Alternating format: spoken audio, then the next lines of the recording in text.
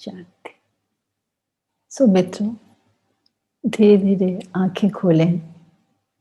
हमारा आज का विषय योगानंद जी की शिक्षाओं का अनुकरण, इस विषय पर अपनी चर्चा आरंभ करते हैं।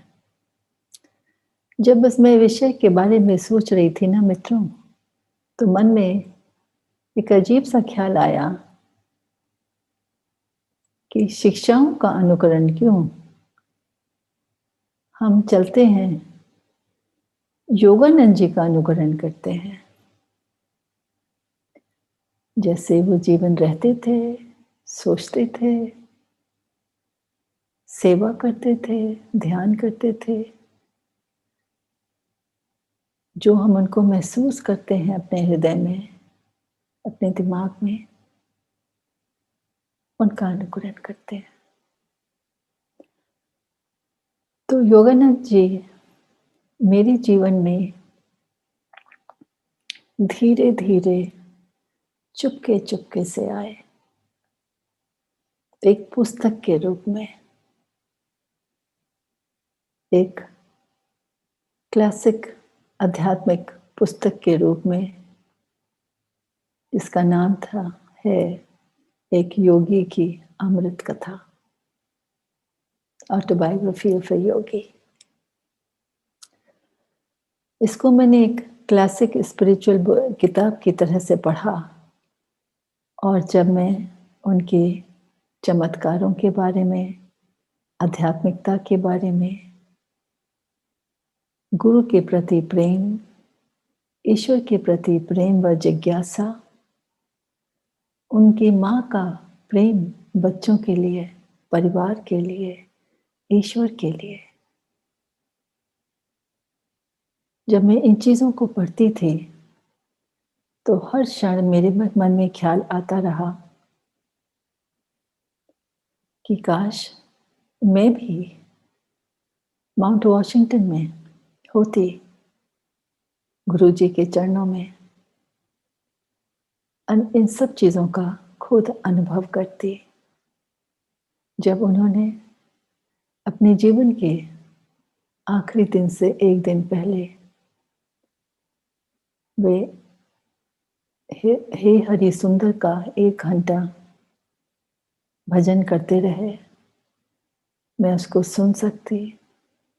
या जब उन्होंने वहाँ के सन्यासियों को, मंक्स को, एक दिन पहले अपना उपदेश दिया था कि जीवन कैसे जीना है, उन्हें मालूम था कि वो जीवन छोड़ने वाले हैं, तो मन में ख्याल आया पढ़ते पढ़ते कि मैं भी अगर एक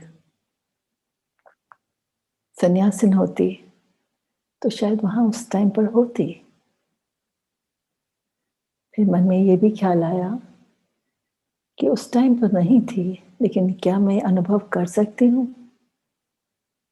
क्या ये सब मेरे जीवन में आएगा? ये सब विचार रखते रखते जब पुस्तक खत्म हो गई तो मन में आया कि अब आगे क्या? तो मुझे एक ध्यान के लिए इनविटेशन मिला। जब मैं वहाँ गई तो देखा वो ध्यान साधना स्वामी योगानंद के ही थी। उसके बाद से मैंने आनंद संघ में क्लासेस करी, जैसे आप सब कर रहे हैं, करी हैं कुछ लोगों ने, और मैं क्रिया योग का अभ्यास करने लगी। क्रिया योग का अभ्यास करते करते थोड़े थोड़े दिनों में ही मेरे जीवन में कुछ परिवर्तन आने लगे, जिनका मुझे खुद ही आभास नहीं था। मेरी सोच बदलने लगी, मेरे मित्र बदलने लगे, मेरा खाना बदलने लगा। मैं अपना खाली समय, फ्री टाइम जो दोस्तों के साथ में गुजारती थी, वो अब मैं गुड़गांव या दिल्ली के सेंटर में जाने लगी। लोगों के साथ में ज़्यादा प्रेम भाव आने लगा। एक तरह का जो मन में कंपटीशन रहता था वो हटने लगा। मुझे तो उसका ज़्यादा अनुभव नहीं हुआ, लेकिन परिवार के लोगों ने और मित्रों ने इसके बारे में मुझे कहा कि कुछ बदल रहा है, कुछ नया कर रही हो। तो जीवन में परिवर्तन आए मित्रों, लेकिन बताना चाहती हूँ ये कि ये परिवर्तन मैंने ही नहीं अनुभव करे, सबके जीवन में आते हैं। जो लोग भी आध्यात्मिक पथ पर, क्योंकि हम लोग क्रिया योग का अभ्यास करते हैं, जिन्होंने क्रिया योग का अभ्यास करा, सबके जीवन में इस तरह के परिवर्तन आए। ये परिवर्तन इसलिए आते हैं कि हमारी चेतना बदलने लगती है। हमारे अंदर की जो एस्ट्रल स्पाइन है, ऊर्जा स्पाइन है, उसमें प्राण शक्ति का प्रभाव ऊपर की ओर होने लगता है, स्पिरिचुअल आई की तरफ, जिससे हमारे भाव भी, हमारे विचार भी उच्च कोटि के होने लगते हैं। तो जब ये सब मेरे जीवन में चल रहा था, तो मेरे आध्यात्मिक जीवन के शुरू में ही मैंने योगानंद जी की पुस्तक पढ़ी थी, जिसमें उन्होंने बताया कि मैं अपने जीवन में 3 चीज़ों का हमेशा अनुकरण करता हूँ। उन्होंने कहा कि मैं अपने गुरु के, अपने श्री युक्तेश्वर जी के बताए हुए रास्ते पर उनकी कही हुई चीज़ों का हमेशा अनुकरण करता हूँ। उसके अलावा उन्होंने कहा कि मैं 3 चीज़ों को ज़रूर प्रैक्टिस करता हूँ। एक तो उन्होंने बताया सुबह शाम ध्यान,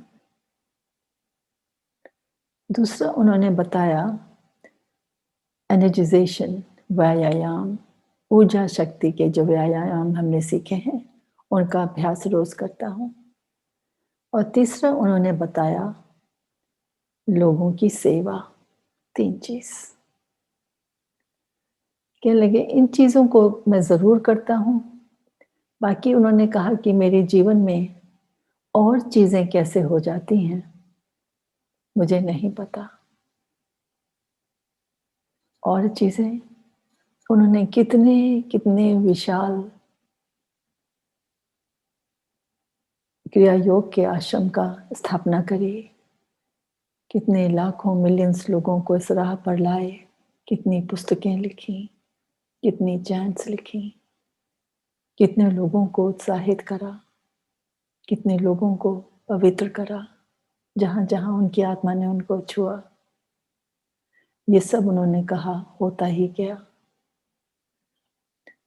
मुझे आशा है आप सब भी इन्हीं चीज़ों का अभ्यास ज़रूर करते होंगे, या इनमें से किसी भी चीज़ को ज़्यादा ध्यान दे सकते हैं तो ज़रूर दें। मैं भी वर्क इन प्रोग्रेस हूँ, कोशिश करती रहती हूँ कि इन तीनों चीज़ों का अभ्यास ज़रूर करूँ। योगानंद जी हमारे गुरु जी के हिसाब से एक बहुत और उन्होंने महत्वपूर्ण चीज़ बताई है, जिसको कहते हैं क्षमा भाव। उन्होंने कहा कि क्षमा जो होती है, एक नदी के या एक बहुत बड़े समुद्र के पास में जो एक हम बांध बनाते हैं, उस तरह से होती है। उस बांध के पीछे बहुत सारा पानी रुका रहता है, बहने के लिए व्याकुल रहता है। और जैसे ही उस बांध को हटाया जाता है, बांध के पीछे जो पानी होता है, जो हमारी ऊर्जा होती है, किसी भी चीज़ को जिसको लेकर के हम दुखी हैं, क्रोधित हैं, जो नेगेटिव एनर्जी उस बांध के पीछे जो रुकी थमी रहती है और बदलना चाहती है, हमको स्वतंत्र करना चाहती है, वो बंधी वहाँ बैठी है, वेट कर रही है। हम जैसे ही जिस घटना को लेकर के हम मन में दुखी हैं, उसको हम क्षमा करते हैं, वो ऊर्जा नकारात्मक रूप को छोड़ करके बदल कर प्रेम में, निष्ठा में, सेवा में, करुणा में बदल करके एकदम प्रवाहित होने लगती है। उस प्रवाह के होने से सबसे पहले तो हमारा मन खुद ही स्वतंत्र हो जाता है। हमें कितनी राहत मिलती है जब हम उस कष्ट से हट जाते हैं, निवृत्त हो जाते हैं। तो इसलिए क्षमा भाव का अभ्यास करना बहुत ज़रूरी है। स्वामी क्रियानंद के जीवन की एक कहानी बताना चाहती हूँ संक्षेप में। एक बार उनको सपना आया था, जिस सपने में उनके एक बहुत विश्वसनीय मित्र ने उनको धोखा दिया। उनके मन में बहुत दुःख हुआ और उनको क्रोध भी आया और लगा कि मैं इसके साथ में उसने ऐसा मेरे साथ क्यों करा? लेकिन उन्होंने उसी वक़्त ये भी सोचा कि अगर कि मैंने इसके साथ में अपने बदला लेने की भावना करी, तो अगले जीवन में ये फिर मुझसे बदला लेगा। इस तरह से बदले का लेने का, चुकाने का हेर-फेर चलता रहेगा। उनको महसूस हुआ कि इसमें शायद 600 साल लग जाएँ, 6-7 इन्कार्नेशंस लग जाएँ। तो वो अपनी आत्मा को उसी वक़्त में पवित्र करना चाहते थे। उन्होंने कहा, मैं तुमको क्षमा करता हूँ। जैसे ही उन्होंने कहा तो उनके मन में जो पीड़ा थी, जो क्रोध था, सब एक प्रेम में और निष्ठा में बदल गया। इसी तरह हमें भी जहाँ-जहाँ भी कोई चीज़ का कष्ट या दुःख है, उसको हमें क्षमा करके आगे बढ़ने देना चाहिए। हमने अपने ही हृदय में कितनी सारी ऊर्जा जो है ना, उसको एक गाँठ बना के रखा हुआ है। सबसे ज़्यादा तो उससे हानि हमारी ही हो रही है कि हमारी ऊर्जा का एक काफ़ी बड़ा पोर्शन जो है, वो जमा होकर के नेगेटिव एक पत्थर की तरह से बैठा हुआ है। उसको बदल दें क्षमा करके और आगे बढ़ने दें। ये क्षमा हमें किसी और को सुख देने के साथ-साथ सबसे ज़्यादा सुख तो हमें प्राप्त होता है क्षमा करके। एक और मैं आपको बहुत अच्छी बात जो मुझे लगी आपके साथ में शेयर करना चाहती हूँ कि आध्यात्मिक पथ पर जब हम चल रहे होते हैं, तो कभी-कभी हमें ये महसूस होता है कि सच में हम इस पे अग्रसर हो रहे हैं? सच में हमारी उन्नति हो रही है? इसके लिए हमारे गुरुजी ने, संतजनों ने बताया है कि इसकी सबसे बड़ा चिन्ह ये होता है कि हमारे मन में कितनी शांति, कितनी प्रेम की भावना बढ़ रही है। हम कितना सेवा भाव बढ़ रहा है, कितनी करुणा भाव बढ़ रहा है। अगर कि ये चीज़ें हम में ज़्यादा आ रही हैं, तो इसका मतलब हम आध्यात्मिक पथ पर सही चल रहे हैं।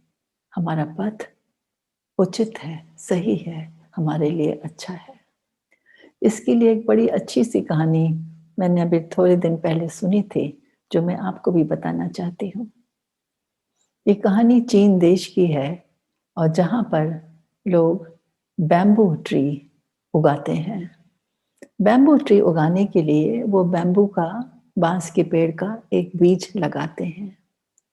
पहले साल वो बीज लगा करके उसको नियमित रूप से निरंतर पानी देते रहते हैं, पानी देते हैं, पानी देते हैं, लेकिन कुछ नहीं होता है, नथिंग हैपेंस।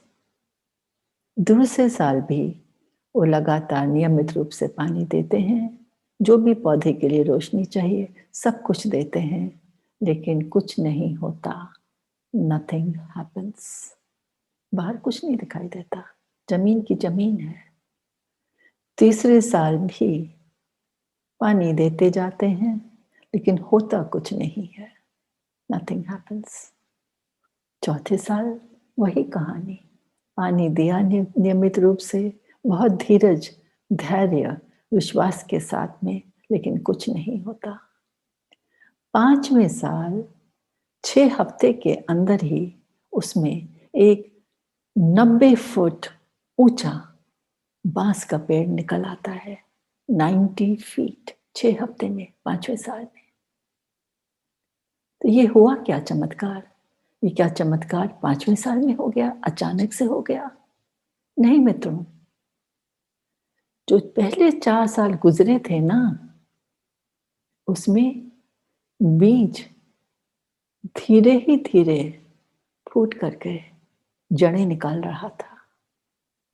वो जड़ें अपने को पृथ्वी में गहरा जा के, फैल-फैल करके, भीतर घुस-घुस करके, जो एक 90 फुट का बाँस का पेड़ आने वाला था, उसके लिए एक अच्छी, सॉलिड, शक्तिशाली नींव बना रही थी। वो जो बीज था ना, वो भीतर ही भीतर नीचे पृथ्वी में एक नींव बना रहा था।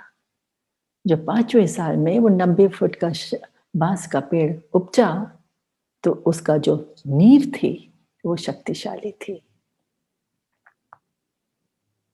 कहने का मेरा मतलब ये है कि इसी तरह से क्रिया योग भी, जब हम प्रार्थना करना शुरू करते हैं, उसमें वो जो 90 फुट का ऊंचा सा बांस का पेड़ निकला था, जिसका कि हमको बाहर की ओर से वो दिखने लगा था, उस तरह का प्रभाव क्रिया योग का हो सकता है कि हमको उसमें 4 साल से भी अधिक निकल जाए।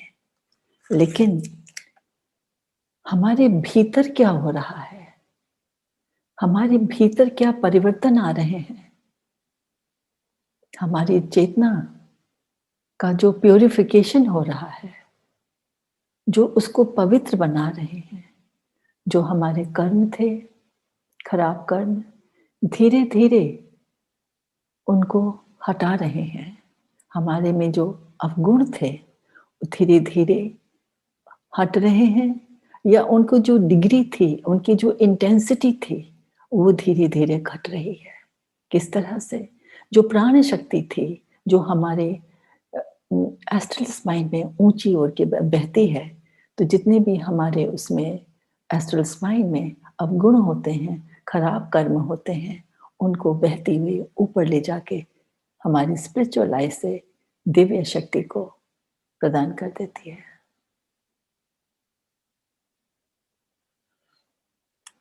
तो कोई कहे क्रिया योग के रास्ते में, कभी कभी मैं अपने साथ में जो हमारी क्लास में हमारे मित्र आते हैं, वो पूछते हैं कि हम इतने दिनों से साधना कर रहे हैं, हमें कुछ महसूस ही नहीं होता। तो जब हम अभ्यास कर रहे होते हैं, आध्यात्मिक रास्ते पर आते हैं, उसको हम अपनी उसको बाहरी रूप में देख सकें, इसमें तो बहुत समय लगता है। लेकिन हम हर एक सांस से, हर एक अच्छे कर्म से, हर एक अच्छी सेवा से, एक सिंगल सेवा से, एक अच्छी भावना से अपने चेतना को, अपने भीतरी स्थल को बदल रहे हैं। हम अपने को जितना भी प्यूरिफाई करेंगे ना, यही तो हमारा धर्म है। प्यूरिफाई करते करते करते जब एकदम से प्यूरिफाई हो जाएंगे, तो ईश्वर को तो आना ही पड़ेगा ना। हम संपूर्ण एब्सोल्यूट हो जाएंगे। लेकिन उस रास्ते में रोक कर, थम के, ठहर के ये सोचना हम कितना आगे आ गए हैं, अभी कितना रास्ता बाकी है, कितना हमने पीछे पूरा कर लिया, या हमारे साथियों ने कितना कर लिया, सब छोड़ दीजिए। अपना काम, अपने प्रेम, अपनी निष्ठा से करते जाइए, लगे रहिए। ईश्वर का हृदय बहुत कोमल है, बहुत प्यार से भरा हुआ है। हम एक पग लेते हैं, वो 3 पग आते हैं। तो करते रहिए इसकी साधना। एक और छोटी सी चीज है जो जिसने मेरे दिमाग पर बहुत इंप्रेशन बनाया। योगानंद जी ने कहा कि क्रिया योग का जो पथ है, ये एक एरोप्लेन रूट है ना? जैसे कि एक वायुयान यात्रा है। जितनी तेजी से एरोप्लेन उड़ता है, उतनी ही तेजी से क्रिया योग का अभ्यास करने से हम ईश्वर की प्राप्ति कर सकते हैं। तो इसकी एक बड़ी अच्छी तुलना करी गई है, जिसमें कहा गया है कि हमारा शरीर जो होता है, ये वायुयान एरोप्लेन होता है, और जो एरोप्लेन में फ्यूल होता है, वो हमारा डिवोशन, भक्ति भाव, निष्ठा होती है। और एक चीज और बड़ी महत्वपूर्ण होती है, एरोप्लेन का पायलट। तो क्रिया योग में पायलट जो होते हैं, वो हमारे गुरु होते हैं। संपूर्ण विश्वास, श्रद्धा, समर्पण करके गुरु के चरणों में आगे बढ़िए। गुरु को ईश्वर की प्राप्ति हुई है और गुरु मदद करके हमें उसी रास्ते पे ऊपर लेके जाएंगे और हमें सफलता दिलाएंगे। यही कुछ चीज़ें आज के सत्संग में मैं आपके साथ में शेयर करना चाहती थी। आप सबका बहुत धन्यवाद आज हमारे साथ आने के लिए इस सत्संग में। जय गुरु, नमस्ते।